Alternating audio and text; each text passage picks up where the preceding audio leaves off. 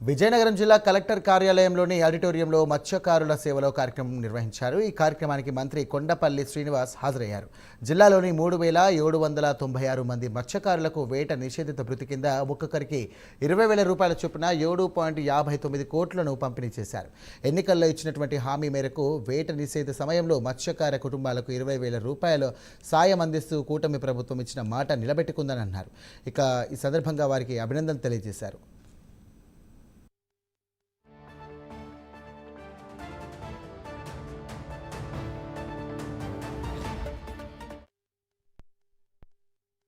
భరోసా ఇటువంటి ఇన్ఫ్రాస్ట్రక్చర్ మత్స్యకారులకు ఇస్తే ఆ వృత్తి డెవలప్ అవుతుంది. ఆ వృత్తి ద్వారా చాలామంది కుటుంబాలు ఆధారపడి ఉన్నాయి.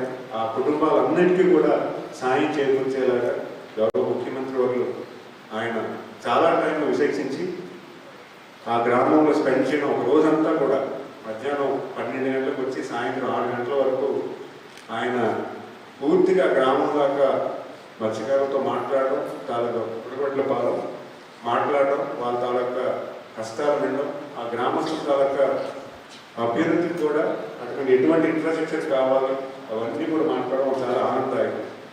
మరి అంతేకాకుండా ఈరోజు రాష్ట్రంలో నెలకొన్నటువంటి విజన్ 2047కి గౌరవ ముఖ్యమంత్రి వారికి గతంలో కూడా ఫిషరీస్ డిపార్ట్మెంట్ కానీ అక్వాకల్చర్ డిపార్ట్మెంట్ కానీ చాలా సపోర్ట్ చేసే విధానం తీసుకొచ్చారు.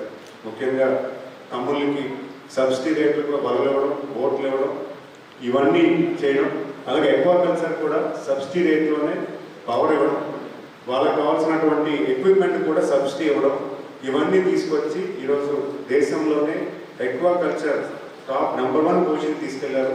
మన తీర ప్రాంతంలో కొన్ని పనులు ఆర్డబ్ల్యూఎస్ జరగడానికి మినరల్ ఫండ్ నుంచి కూడా శాంక్షన్ చేశారు. దానికి కూడా ఆయనకి ధన్యవాదాలు తెలియజేస్తున్నాను. అది ఆల్మోస్ట్ శాంక్షన్ అయిపోయింది, ఫైనల్ సిగ్నేచర్స్ అవుతున్నాయి. ఆ పనులు కూడా త్వరితగతిని చేసి ఎంతో కొంత మనకి పూర్తి స్థాయిలో నీటిని అందించే ముందు ఇది చేసే దిశగా ఖచ్చితంగా చేస్తామని కూడా నేను తెలియజేస్తున్నాను. మంత్రి గారు ఇక్కడ ఉన్నారు.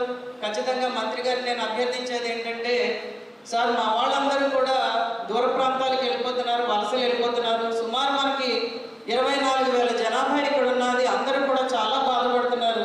మనకి కూడా ఫిషింగ్ హార్బర్ వచ్చే దిశగా మీరు కూడా ప్రయత్నం చేసి మన జిల్లాకి అది వచ్చేటట్టు చేయమని మిమ్మల్ని ప్రత్యేకంగా అభ్యర్థిస్తున్నాను సార్. ప్రతి ఒక్కరి రిక్వెస్ట్ ఇది.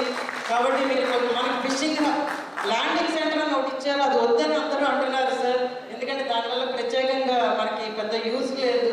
అందుకని చెప్పి కొంచెం దాని మీద దృష్టి పెట్టమని, అది ఫిషింగ్ హార్బర్ కింద మార్చమంటున్నారు సార్. ల్యాండింగ్ సెంటర్ వద్దంటున్నారు సార్. అందుకని మీరు మంత్రి గారు కొంచెం దాని మీద శ్రద్ధ వహించి మన జిల్లాకి అది వచ్చేటట్టు చేయవలసిందిగా మిమ్మల్ని విజ్ఞప్తి చేసుకుంటున్నామండి.